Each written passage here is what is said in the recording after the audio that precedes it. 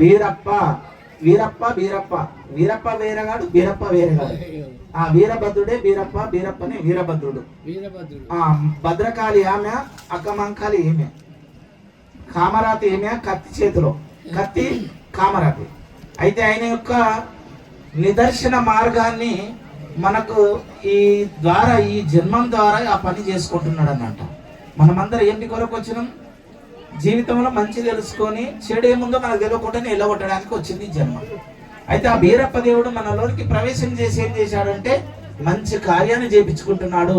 మనలో ఉన్నటువంటి దురాలోచనలు దూరం పెట్టించాడు మనకు తెలియకుండానే.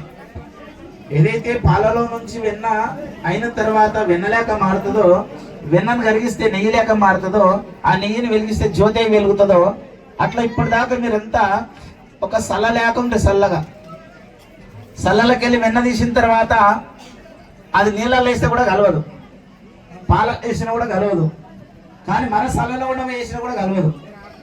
ఎందుకోసం తేతనే ఉంటుంది మీద. అట్లా మీరు ఎన్ని రోజుల దాకా ఏదైతే భక్తి చేసింది కదా, అది సల్లకవ్వం దింపినట్ట ఆ భగవంతుణ్ణి చేరడానికి, ఆ నెయ్యిని వెన్నపూసం తీయడానికి ఆహార నిశలు కష్టపడ్డారన్నమాట.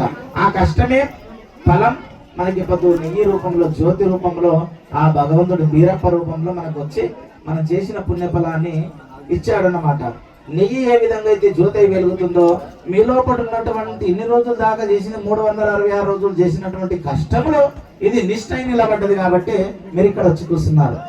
ఆ నిష్ఠ లోపల ఉన్నటువంటిదే ధర్మం, ధర్మ లోపల ఉన్నటువంటిది దైవం. ఆ దైవం మీ లోపల ఉన్నది కనుకనే ఈ కార్యక్రమం చేసుకున్నాము.